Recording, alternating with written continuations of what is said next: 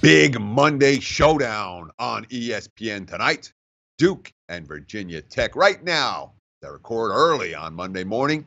Blue Devils -5.5, total 155. We have seen under steam in this ballgame. Opened as high as 161, was widely available in the 158 range. Last night, early morning action, nothing but under money. And we can understand why. We talk about this game in just a minute. Look at the standings right now. The Tar Heels, Duke, just one game ahead of North Carolina for the number 2 seed in the ACC. May come down to their head-to-head on Saturday. We worry about Duke in a look-ahead spot, facing their arch rivals in their next ball game with a fair bit on the line. Of course, you remember the first meeting between these two teams, Duke -11 at home, 74-52. They pretty much bombed Virginia Tech in that ballgame. They hit 15 of 33 from three-point range and won the boards 34-18. That was without Bagley. Now they got Bagley back. So we talked about Duke on Friday Sports Bet, the weekend preview, about how good that Duke defense had become.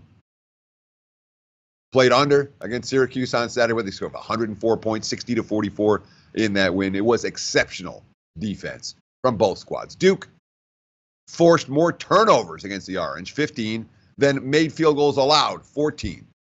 13 of those 15 turnovers were Duke steals. Syracuse shoots only 14 of 48 from the floor, 3 of 21 on three-point shots. That Duke zone was phenomenal. Now, Duke shot bricks throughout, 2 of 17 on three-pointers. The starting guards, Grayson Allen, Gary Trent, Trevon Duval, combined 5 of 26 from the field. It was ugly. But Bagley was back in the lineups, and he was dominant right off the bat. 19 points, 8 of 9 shooting, 7 rebounds. Coach K, getting Marvin back, we're trying to figure that out. It's a nice thing to figure out. It certainly is. Of course, Virginia Tech played Duke earlier this month without Bagley. So that was when Duke was transitioning to the zone that they've been playing almost exclusively of late. Now Virginia Tech becomes the first team to get a second look at that Duke zone. Maybe that's an edge in their favor. I don't know if it's going to help them in the rebounding battle. I mean, they got crushed on the boards, 40-20. They got crushed on the boards in the first meeting, and Duke, with Bagley back, has been pretty good on the boards. And, of course, Virginia Tech lost the boards to Louisville on Saturday, 41-27. That was the difference in that ballgame. Well, that and the frickin' pink uniforms. Maybe Hayden Fry had it right when it came to wearing pink. Virginia Tech did not play their best game against Louisville. Let's just put it that way. Of course, the Fry quote is great. I had to look it up.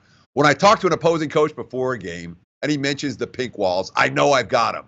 I can't recall a coach who has stirred up a fuss about the color and then beat us. Of course, Virginia Tech came out wearing pink against Louisville, and like I said, they were a little bit soft on the glass. It was not their better game. So I don't know that I love the spot for Duke tonight. Leaned under and still lean under, but when you're talking about a total that's already been bet down significantly, that's going to stay in the lean category. Unfortunately, the best of the number is gone. And one thing pros don't do is chase bad numbers when they lose one.